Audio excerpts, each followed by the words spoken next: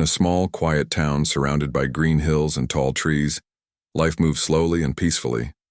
People knew each other well, and everyone seemed to follow the same predictable routines. But beneath this calm surface, tensions simmered, waiting for something or someone to bring them to light. That someone turned out to be Maya Johnson, a bright and confident teenager who had recently moved to the town with her family. Maya's father, Marcus Johnson, was not an ordinary man. He was a passionate politician who had just been elected as the new mayor of the town. His campaign had promised change and progress, focusing on building bridges between different communities and making the town more inclusive. The election results brought hope to many, but there were also whispers of resistance from those who preferred things to stay exactly as they were. For Maya, however, none of this mattered at first. All she wanted was to fit in and make friends at her new school. The day Maya walked into Ridgeview High School, all eyes were on her.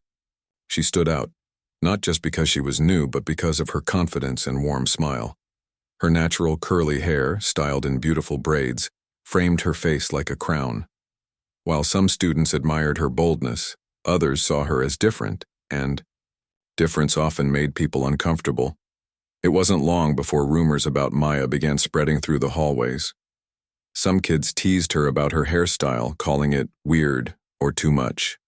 Others whispered cruel jokes about her darker skin tone, labeling her as an outsider who didn't belong. At first, Maya tried to ignore the comments. She told herself that these kids didn't know her yet and that things would get better once. They did.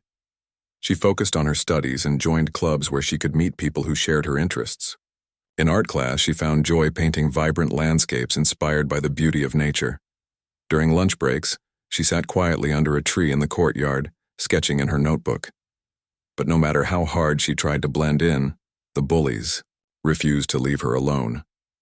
Leading the pack of troublemakers was Jake Thompson, a tall, athletic boy who ruled the school with his charm and arrogance. Jake considered himself untouchable, always surrounded by a group of loyal followers who laughed at his jokes and obeyed his commands. To him, Maya represented everything he disliked, someone who was different, unafraid to stand out, and unwilling to bow down to his authority. Determined to put her in her place, Jake started targeting her relentlessly. Every day, Maya faced subtle acts of cruelty disguised as harmless pranks. Someone would trip her in the hallway, causing her books to scatter across the floor. Another time, a sticky note with the words, "Go back where you came from," appeared on her locker. When she reported these incidents to teachers, they dismissed them as childish behavior, urging her to toughen up. Disheartened but determined, Maya continued to endure the bullying, hoping it would eventually stop. One afternoon, as Maya left the cafeteria carrying her tray of food, Jake approached her with a smirk. "Hey, new girl," he said loudly enough for nearby students to hear. "What's with the hair? Trying to start a trend?" His friends burst into laughter while Maya clenched her fists tightly, refusing to give him the satisfaction of seeing her upset. Without saying a word, she walked away, trying to hold back tears. Later that day, Maya overheard Jake talking to his friends near the gym. Curious, she paused behind a pillar to listen. "I've got an idea," Jake said, lowering his voice, conspiratorially. "Something that'll teach her a lesson she won't forget." He called it the ultimate prank, though he didn't reveal any details. Whatever it was, it sounded sinister, and Maya couldn't shake off the feeling of dread creeping over her. The next few days passed in a haze of anxiety for Maya. She couldn't shake the memory of Jake's ominous words, the ultimate prank. Every time she saw him in the hallways, her stomach tightened with unease. His smug grin and the way his friends snickered whenever she walked by only deepened her fear. Despite her growing dread, Maya tried to convince herself that it was all in her head, that Jake was just trying to scare her. But deep down, she knew something was coming. It happened on a Thursday afternoon. During the lunch break, Maya had excused herself from the crowded cafeteria to use the restroom. As she entered the tiled room, she caught a glimpse of her reflection in the mirror. Her braids were still intact, framing her face like they always did, but she noticed the faint circles under her eyes. a testament to the sleepless nights she'd endured since overhearing Jake's plan. For a moment, she allowed herself to imagine a different life, one where she wasn't constantly looking over her shoulder or feeling out of place. Then, the sound of footsteps shattered her thoughts. Before Maya could react, the door slammed, shut behind her, and 3 figures stepped into view, Jake and 2 of his cronies. Panic surged through her veins as she realized they had followed her in. Instinctively, she backed away, her voice trembling as she demanded, "What do you want? Leave me alone." Jake smirked, clearly enjoying the power he held over her. "Oh, don't worry," he said mockingly. "We're just here to give you a little makeover." Maya's heart pounded as she tried to push past them, but they blocked her path. One of the boys grabbed her arms while the other pinned her legs. She struggled fiercely, shouting for help, but no one came. The school corridors were eerily quiet, as if the entire building had conspired to leave her alone with her tormentors. Jake pulled out a pair of scissors and held them up, their blades glinting menacingly under the fluorescent lights. "Let's see how confident you are without your precious hair," he sneered. Maya screamed louder, tears streaming down her face, but her cries went unanswered. With cold efficiency, Jake began cutting away at her braids. Each snip echoed, in the small enclosed space, slicing through not just her hair but also her dignity. The other boys laughed cruelly, egging him on as if it were some kind of twisted game. By the time they were done, Maya's once beautiful braids lay scattered on the floor, and her scalp was completely shaved. Her hands trembled as she reached up to touch her bare head, disbelief overwhelming her. Jake and his friends stood back, admiring their handiwork. "There," Jake said with a satisfied grin. "Now you look like everyone else." Humiliated and broken, Maya stumbled out of the restroom moments later. The hallway fell silent as students turned to stare at her bald head. Some looked shocked, others uncomfortable, and a few even giggled nervously. No one offered her comfort or support. Instead, whispers filled the air, each word piercing Maya's already wounded soul. She felt exposed, vulnerable, and utterly alone. Word of the incident spread like wildfire. By the end of the day, photos of Maya's shaved head had made their way onto social media, accompanied by mocking captions and hurtful comments. The bullies had succeeded in stripping her of more than just her hair. They had taken away her sense of safety and belonging. That evening, Maya returned home in silence, unable to face her parents. When her mother saw her, she gasped, dropping the plate she had been holding. "Maya, what happened?" she asked, her voice shaking with concern. Through sobs, Maya recounted the horrifying ordeal, her words tumbling out in fragments. Her father, Mayor Marcus Johnson, listened intently, his expression darkening with every detail. Anger boiled inside him, but he forced himself to remain calm for his daughter's sake. Wrapping his arms around her, he promised, "This will not go unpunished. I'll make sure of it." The news of the bullying incident quickly reached the ears of local reporters. By morning, headlines blared across newspapers and television screens. "Mayor's daughter bullied at school." The revelation sent shockwaves through the town. Parents demanded answers, and angry calls flooded the school administration. How could such a thing happen? Why hadn't anyone intervened? For the first time, the community was forced to confront the ugly truth about racism and bullying within its institutions. Many residents expressed outrage, calling for justice and accountability. Others, however, defended the bullies, claiming it was just a prank, and accusing Mayor Johnson of using the situation to gain sympathy.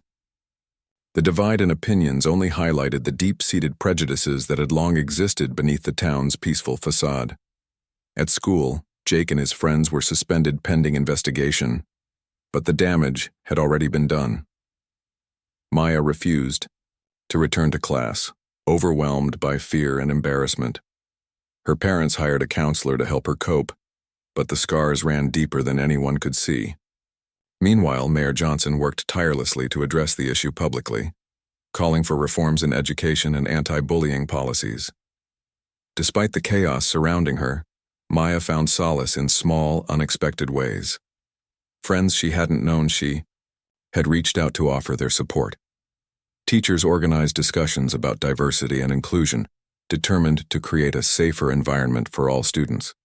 Slowly, Maya began to realize that while the bullies had tried to break her, they had also inadvertently sparked a movement, one that would challenge the status quo and inspire change.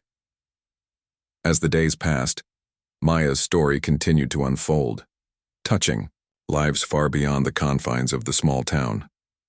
What had started as an act of cruelty was transforming into something much bigger, a testament to resilience, courage, and the power of standing up against injustice. And though the road ahead would be long and difficult, Maya knew one thing for certain: she was stronger than they had ever imagined. The days following the bullying incident were a blur of emotions for Maya. She stayed home from school, unable to face the stares and whispers that had become synonymous with her presence there. Her parents did everything they could to comfort her, but nothing seemed to ease the pain etched into her heart. Mayor Marcus Johnson, however, was not one to sit idly by while his daughter suffered. Determined to seek justice, he took immediate action. Mayor Johnson called an emergency meeting with the school principal and board members. He demanded answers about how such an incident could occur under their watch. "This isn't just about my daughter," he said firmly, his voice steady but laced with anger. "It's about every child who feels unsafe in this school. What are you doing to protect them?" The administrators shifted uncomfortably in their seats, offering vague promises of stricter policies and better supervision. But Mayor Johnson wasn't satisfied. He knew words alone wouldn't fix the problem. He needed action. Meanwhile, the story of what happened to Maya continued to dominate local news. Reporters camped outside the Johnson family's home, eager for any updates. Neighbors gathered in coffee shops and grocery stores, debating the details of the case. Some expressed outrage over the blatant racism and cruelty Maya had endured, while others downplayed the incident as typical teenage behavior gone too far. Social media amplified the divide, with hashtags like "Justice for Maya" trending alongside dismissive comments from those who believed she was overreacting. Despite the negativity, support began pouring in from unexpected places. Strangers sent letters and messages of encouragement to Maya, sharing their own experiences of being bullied or marginalized. A woman named Clara, whose son attended Ridgeview High, organized a community rally to stand in solidarity with Maya. Hundreds of people showed up, holding signs that read, "Stop bullying and we stand with you." For the first time since the incident, Maya felt a glimmer of hope. Maybe she wasn't as alone as she thought. Encouraged by this outpouring of love, Maya decided to take a step forward. With her parents' blessing, she agreed to speak at the rally. Standing on a makeshift stage, her bald head held high, she addressed the crowd with trembling courage. "I never imagined something so terrible would happen to me," she began, her voice soft but steady. "But I've learned that even in the darkest moments we can find strength. This isn't just about me. It's about all of us coming together to say no to hate and yes to kindness." Her words resonated deeply with the audience, many of whom wiped away tears as they applauded. For the first time, Maya realized her story had the power to inspire change. She vowed to use her experience to help others who felt voiceless and afraid. Back at school, tensions remained high. Jake and his friends were officially expelled after the investigation confirmed their involvement in the attack. Legal charges were filed against them, sending a clear message that such behavior would not be tolerated. Still, some students grumbled that the punishment was too harsh, claiming it ruined the boys' futures. Others argued that accountability was long overdue. Teachers struggled to navigate the divided opinions, unsure how to foster unity in a fractured environment. In response, Mayor Johnson launched a series of initiatives aimed at promoting inclusivity and understanding within the town. He partnered with local organizations to host workshops on diversity and empathy, inviting experts to speak to students, parents, and educators alike. One particularly impactful session involved role-playing, exercises where participants experienced life from someone else's perspective. These activities opened eyes and sparked meaningful conversations about privilege, bias, and the importance of standing up against injustice. At home, Maya focused on healing. She spent hours painting, channeling her emotions onto canvas. Her artwork became a form of therapy, allowing her to process the trauma she had endured. One day, as she worked on a vibrant self-portrait featuring bold colors and sharp lines, her mother walked into the room. "That's incredible," she said, admiring the piece. "You should show it to someone. Maybe put it in a gallery." Maya laughed nervously at the suggestion, dismissing it as impossible. But the idea stuck with her. After some encouragement from her art teacher, she submitted one of her paintings to a local art competition. To her surprise, it won first place. The judges praised its raw emotion and powerful message, calling it a beacon of resilience and hope. Inspired by the positive reception, Maya started documenting her journey more openly. She created social media accounts to share her artwork and reflections on overcoming adversity. Her posts quickly gained traction, resonating with people across the country who had faced similar struggles. Thousands followed her story, cheering her on as she embraced her bald look with pride.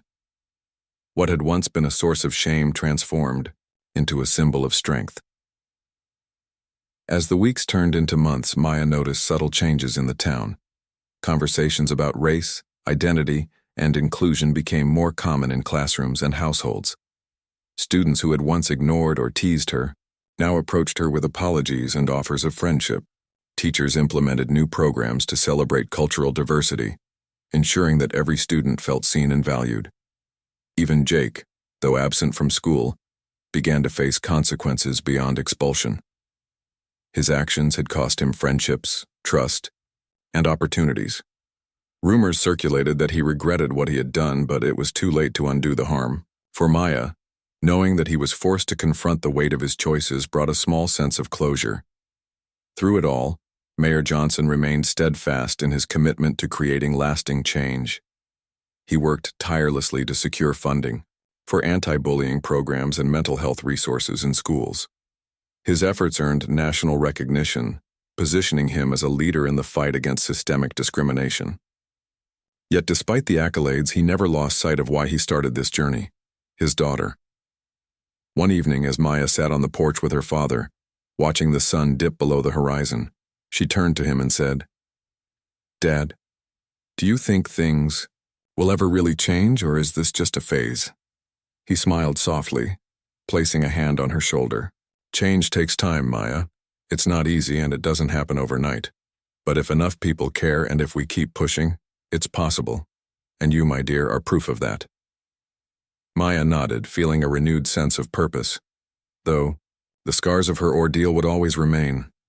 She had discovered a strength within herself that she never knew existed. She was no longer just a victim of bullying. She was a survivor, an advocate, and a beacon of hope for others. Her journey was far from over, but for the first time she felt ready to face whatever lay ahead. As the months passed, Maya's story continued to ripple through the town, leaving an indelible mark on its people. The initial shock of her ordeal had given way to something deeper, a collective reckoning with the prejudices and biases that had long simmered beneath the surface. For many residents, the incident served as a wake-up call, forcing them to confront uncomfortable truths about their community. But for Maya, it was more than just a moment of reflection. It was a chance to rise above the pain and transform her experience into something meaningful. Maya's decision to share her journey publicly proved to be a turning point. Her social media posts, filled with heartfelt reflections and stunning artwork, resonated with thousands of people across the country. Messages poured in from strangers who thanked her for giving them the courage to speak out about their own struggles with bullying and discrimination. Some shared stories of being teased for their appearance, while others recounted experiences of feeling excluded because of their race or background. Maya realized that her voice had the power to unite people who felt invisible, and she embraced this role with quiet determination. One day, as she scrolled through her inbox, she came across a message that stopped her in her tracks. It was from a young girl named Lily, who wrote, "I'm 12 years old and kids at my school make fun of me because I wear a hijab. Your story made me feel like I'm not alone. Thank you." Maya read the words over and over, tears welling up in her eyes. She remembered how isolated she had felt after the attack and knew she couldn't let Lily, or anyone else, go through that alone. From that moment on, she committed herself to becoming a voice for those who had none. Encouraged by the growing support, Maya began speaking at schools and community events. Her talks were raw and honest, filled with both vulnerability and strength. She didn't shy away from recounting the details of what had happened to her, but she always ended on a hopeful note, reminding her audience that resilience could bloom even in the darkest moments. Being different isn't a weakness, she would say. It's a superpower. And if we stand together, we can create a world where everyone feels safe to be themselves. Her message struck a chord, especially among teenagers who saw themselves in her story. Many students approached her after her speeches, eager to share their own experiences. Some admitted they had been bystanders to bullying and felt guilty for not stepping in. Others confessed they had been perpetrators, seeking forgiveness and guidance on how to change.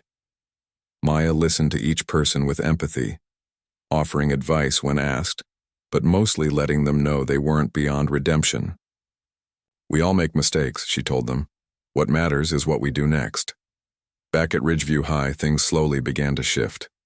The expulsion of Jake and his friends sent a clear message that bullying would no longer be tolerated, but the real change came from within the student body. Inspired by Maya's advocacy, a group of students formed an anti-bullying club called Rise Together. They organized workshops, created posters promoting kindness, and even started a peer mentoring program to help newcomers adjust to the school. Teachers noticed a difference almost immediately.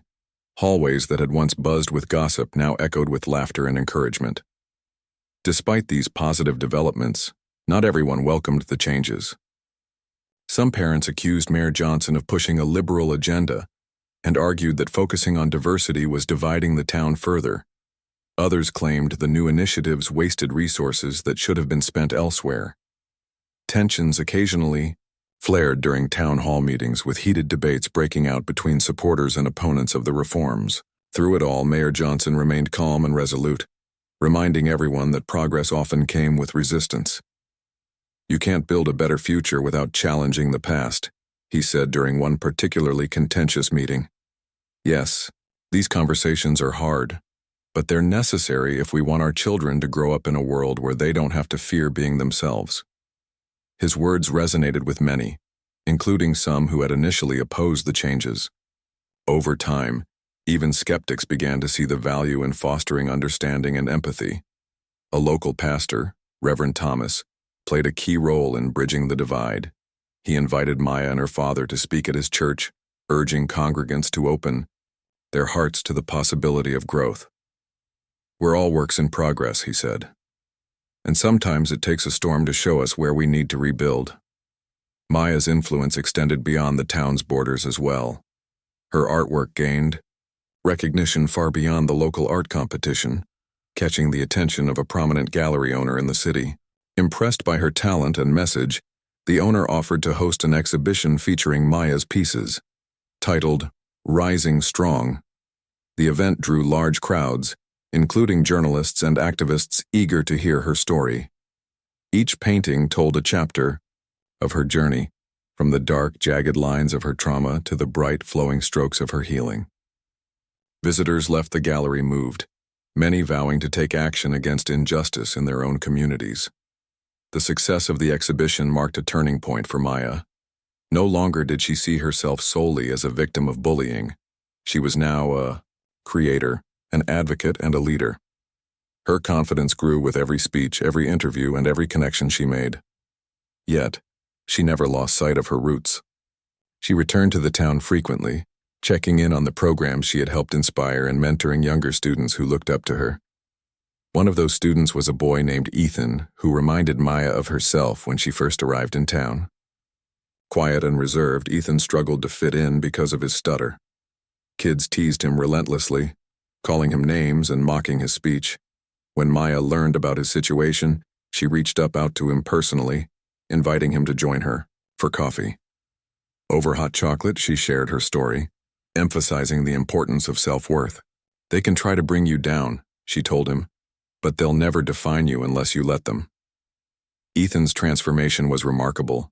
With Maya's guidance, he joined the anti-bullying club and found his place among a group of supportive peers. By the end of the school year, he was giving presentations alongside Maya, encouraging others to embrace their uniqueness. Watching him thrive filled Maya with pride, reinforcing her belief that every act of kindness mattered. As the school year drew to a close, Ridgeview High held its annual awards ceremony. Maya sat nervously in the audience, unsure why she had been invited. When her name was called for the Community Leadership Award, the room erupted in applause. Tears streamed down her face as she walked to the stage, accepting the trophy with trembling hands.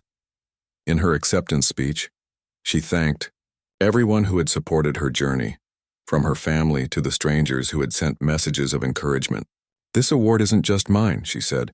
"It belongs to everyone who has stood up against hate and chosen love instead." The standing ovation that followed was a testament to how far the town and Maya had come. What had started as an act of cruelty had blossomed into a movement, proving that even in the face of darkness, light could prevail. Maya knew the road ahead wouldn't always be smooth, but she was ready to keep fighting. For herself, for Ethan, for Lily, and for every person who deserved to live without fear. Her story was far from over, but for now, she allowed herself to bask in the progress they had made. One step at a time, they were building a brighter future, not just for the town, but for generations to come. The momentum sparked by Maya's courage and resilience continued to grow, transforming the small town in ways no one could have predicted. What had begun as a personal tragedy was now a catalyst for systemic change, challenging deeply ingrained attitudes and inspiring a new generation to embrace empathy and inclusivity. Yet the journey was far from easy. Justice, healing, and progress demanded persistence, patience, and unwavering determination. Jake Thompson, the ringleader of the bullying incident, found himself grappling with consequences far beyond what he had anticipated. His expulsion from Ridgeview High marked only the beginning of his downfall. Legal charges were filed against him and his accomplices, leading to court appearances that drew widespread attention. The case became a flashpoint for discussions about accountability and rehabilitation, with opinions sharply divided. Some argued that the punishment was too severe for teenagers, while others insisted it was necessary to send a clear message. Cruelty has consequences. In court, Jake appeared visibly shaken, a stark contrast to the arrogant boy who had once strutted through the school halls. When given the chance to speak, he stumbled over his words, his voice cracking as he apologized to Maya and her family. "I didn't mean for things to go this far," he admitted, his head bowed in shame. "I thought it was just a joke. I didn't realize how much pain I caused." While his apology was met with skepticism, it signaled a shift in his perspective, a glimmer of remorse amid the wreckage he had created. As part of his sentencing, Jake was ordered to attend mandatory counseling sessions focused on empathy and conflict resolution. He also performed community service at a local youth center, where he worked alongside kids from diverse backgrounds. At first, he struggled to connect, unsure how to bridge the gap between his past actions and the person he wanted to become. But slowly, through conversations with counselors and interactions with the children, he began to understand the impact of his behavior. One day, a young boy approached him after an art class and said, "You're not so bad, you know." That simple compliment stayed with Jake, reminding him that redemption was possible, even if it required hard work. Meanwhile, Maya continued to channel her experiences into advocacy, becoming a beacon of hope for countless individuals. Her social media platforms grew exponentially, attracting followers from all walks of life. Messages poured in daily, each one carrying its own story of struggle and triumph. Maya responded to as many as she could, offering words of encouragement and sharing resources for mental health support. She also collaborated with anti-bullying organizations, traveling to schools and conferences across the country to spread her message of resilience and unity. Her efforts earned her recognition beyond the town's borders. A national magazine featured her in an article titled, From Victim to Victor: How One Teenager is Changing the World. The piece highlighted her journey, from the devastating attack to her emergence as a powerful advocate, and praised her ability to turn pain into purpose. Readers were moved by her authenticity and determination, flooding the magazine's inbox with letters of gratitude. For Maya, the attention was both humbling and empowering. It reinforced her belief that her story mattered, not just to her, but to everyone fighting for a kinder, more inclusive world. Back in the town, Mayor Marcus Johnson capitalized on the momentum to push for lasting reforms. He introduced comprehensive anti-bullying legislation, aimed at addressing not only individual acts of harassment, but also the underlying systemic issues that allowed such behavior to thrive. The bill included provisions for mandatory diversity, training for educators, increased funding for mental health services in schools, and stricter penalties for hate crimes. Though some residents resisted the changes, arguing they were unnecessary or overly ambitious, the majority supported the initiative, recognizing the urgent need for action.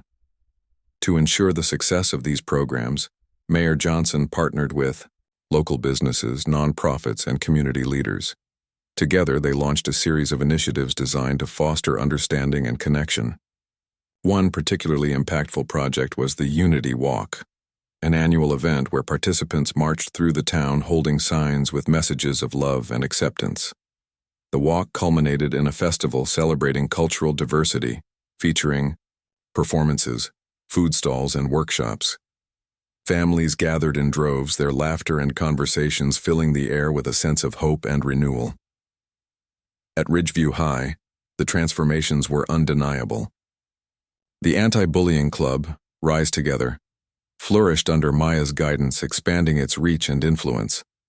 Members organized monthly assemblies where students shared their stories, fostering a culture of openness and vulnerability.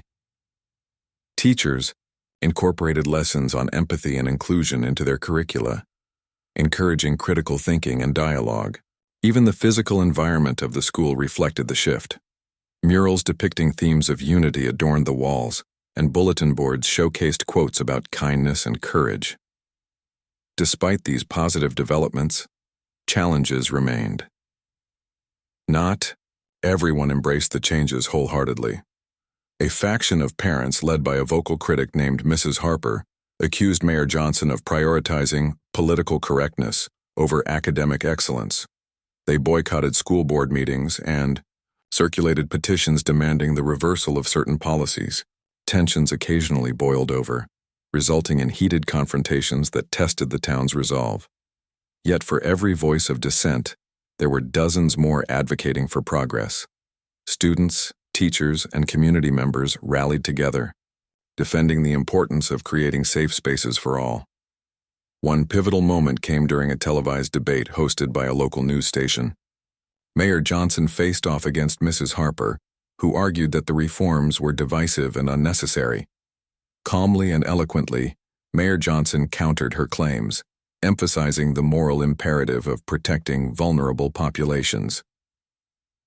Our children deserve to learn in an environment where they feel valued and respected, he said. If we fail to address the root causes of bullying and discrimination, we are failing them and ourselves. His impassioned plea resonated with viewers, swaying public opinion in favor of the reforms. Mrs. Harper's arguments lost steam and her movement dwindled in influence. The victory was bittersweet, however, as it underscored the ongoing battle against prejudice and ignorance. Amidst the whirlwind of activity, Maya found moments of peace in her art. Painting remained her sanctuary, a place where she could process her emotions and express herself freely. Her latest series, titled Phoenix Rising, captured the essence of transformation: dark, turbulent skies giving way to radiant sunbursts, broken wings mending into flight. Critics hailed the collection as a masterpiece, praising its depth and symbolism. For Maya, the accolades were secondary to the joy she felt in creating something meaningful. Her father watched her growth with pride, marveling at the strength she had discovered within herself. "You've changed us all, Maya," he told her, one evening as they sat on the porch watching fireflies dance in the twilight. Not just this town, but me too. You've taught me what true leadership looks like. Maya smiled, feeling a profound sense of fulfillment. She knew the scars of her ordeal would always remain, but they no longer defined her. Instead, they served as reminders of her resilience and the power of turning pain into purpose. As summer approached, Ridgeview High prepared for its graduation ceremony. Maya, now a senior, stood nervously backstage, waiting to deliver the valedictorian speech. The auditorium buzzed with anticipation, filled with proud parents, teachers, and classmates. When her name was announced, the crowd erupted in applause, a standing ovation that brought tears to her eyes. Taking a deep breath, Maya stepped onto the stage, her bald head gleaming under the spotlight. "When I first came to this school," she began, her voice steady and strong, "I never imagined I'd be standing here today. I faced fear, hatred, and cruelty, but I also found courage, love, and hope. This journey has taught me that we are stronger together, and that even in our darkest moments we have the power to rise." Her words echoed through the auditorium, leaving an indelible mark on everyone present. As she concluded her speech, the audience rose to their feet once more, cheering and clapping until their hands hurt. In that moment, Maya realized she had achieved something extraordinary, not just for herself but for the entire community. Together, they had taken a step toward a brighter future, one built on compassion, understanding, and unwavering resilience. But the story wasn't over yet. There was still work to be done, battles to fight, and hearts to heal. Maya knew that her role as an advocate would continue long after she left the town behind. And though the road ahead would undoubtedly be challenging, she walked forward with confidence, ready to face whatever lay ahead. After all, she had already proven that even in the face of unimaginable adversity, light could emerge, and with it, the promise of a better tomorrow.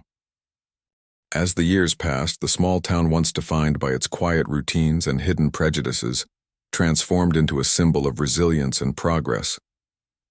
What had started as a single act of cruelty against Maya Johnson blossomed into a movement that touched lives far beyond its borders.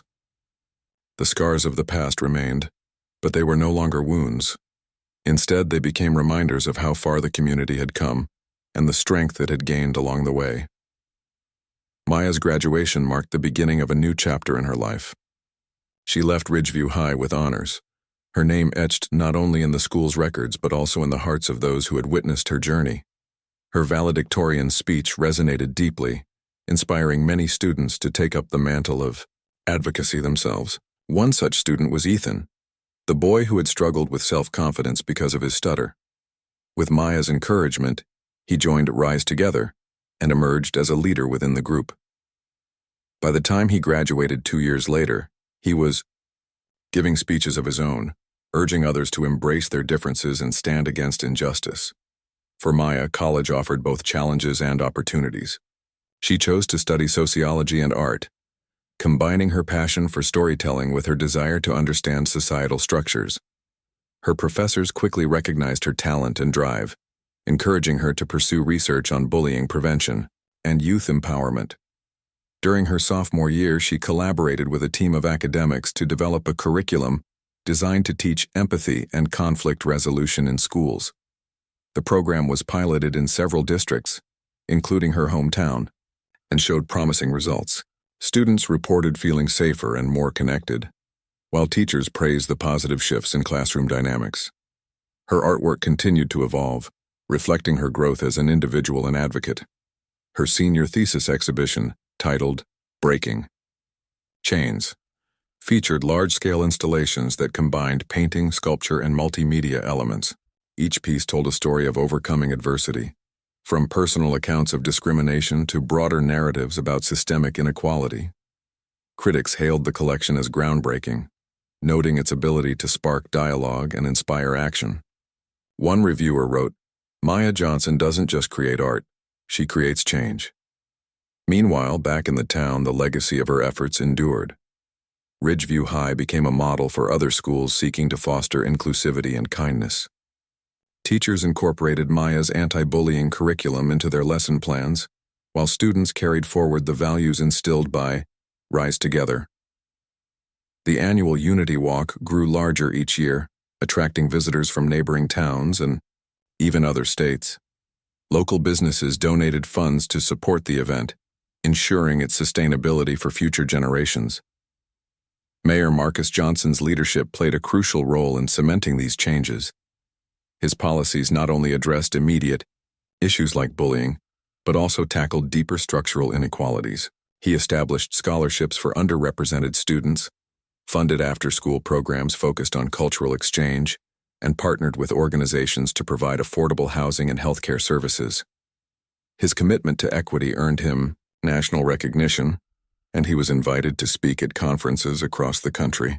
Yet, despite his growing influence, he never lost sight of his roots, or the reason he had embarked on this journey in the first place. One evening, as he sat in his office reviewing documents, a framed photo on his desk caught his eye. It was a picture of Maya taken during her graduation, her radiant smile lighting up the frame. He smiled softly, remembering the little girl who had once clung to his hand, asking if the world would ever truly change. "You did it, sweetheart," he whispered to himself. "You made us believe." The ripple effects of Maya's advocacy reached unexpected places. Lily, the young girl who had written to Maya about being teased for wearing a hijab, grew into a confident teenager determined to challenge stereotypes.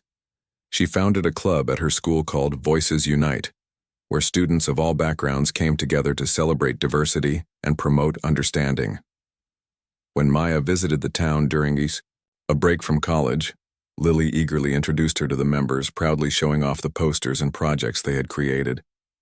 Seeing the next generation carry the torch filled Maya with immense pride. Even Jake Thompson, the former bully who had orchestrated the attack, found redemption in unexpected ways. After completing his community service and counseling sessions, he enrolled in a vocational program to learn carpentry. His craftsmanship impressed instructors, and he eventually landed an apprenticeship with a local builder. Though he initially struggled to reintegrate into society, his sincere efforts to make amends earned him forgiveness from some of his former victims. At a town meeting held to discuss ongoing reforms, Jake stood before the crowd and shared his transformation. "I used to think I was untouchable," he admitted, his voice steady. "But what happened to Maya taught me that my actions have consequences, and that I have the power to choose differently." His words moved many, serving as proof that people could change if given the chance. Maya's impact extended beyond individuals.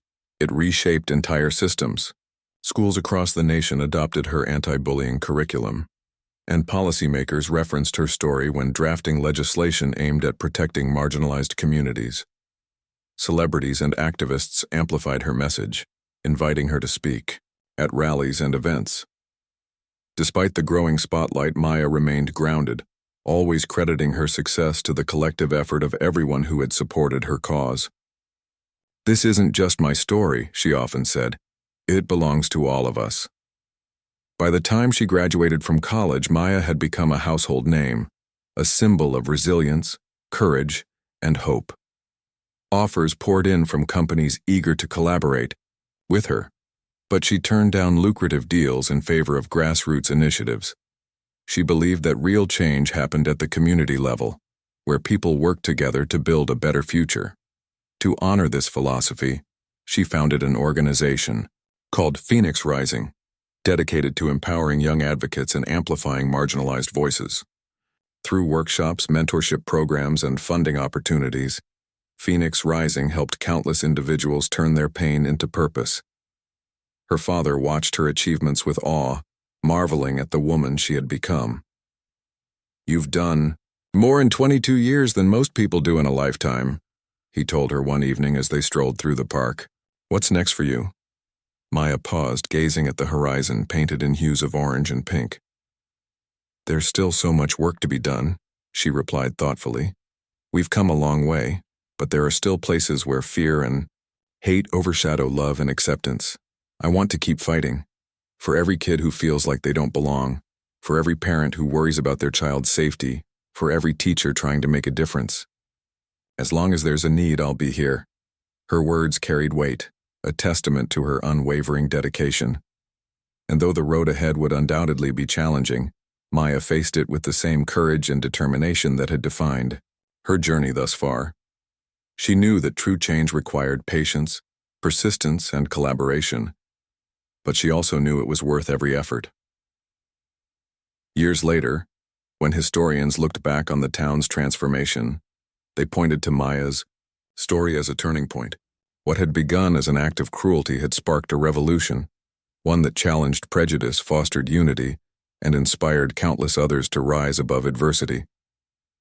Maya's bald head, once a source of shame, became a symbol of strength and defiance. Her paintings hung in galleries around the world, her speeches echoed in classrooms and boardrooms, and her organization touched lives in ways she could never have imagined. And yet, despite all her accomplishments, Maya remained humble. She often reminded herself, and others, that she was simply a girl who refused to let hatred define her. "None of us are perfect," she liked to say, "but we're all capable of choosing kindness over cruelty, love over hate. That's how we heal, not just ourselves, but the world." As she stood on stage at a global summit years later, addressing thousands of listeners, Maya reflected on the journey that had brought her there. From the moment Jake shaved her head in that school restroom to the day she accepted an award for humanitarian excellence, every step had shaped her into the person she was today. The pain, the fear, the triumph, they were all part of her story, woven together like threads in a tapestry. "I didn't choose what happened to me," she concluded, her voice strong and clear. "But I chose how to respond. And I chose to rise. Because when we rise, we lift others with us. Together we can create a world where no one has to endure what I did. Together, we can rise." The audience erupted in applause, their cheers reverberating through the hall. In that moment, Maya realized something profound. Her story wasn't just hers anymore. It belonged to everyone who dared to dream of a better tomorrow. And as long as there were dreams to chase and battles to fight, she would continue to rise, leading the way for generations to come.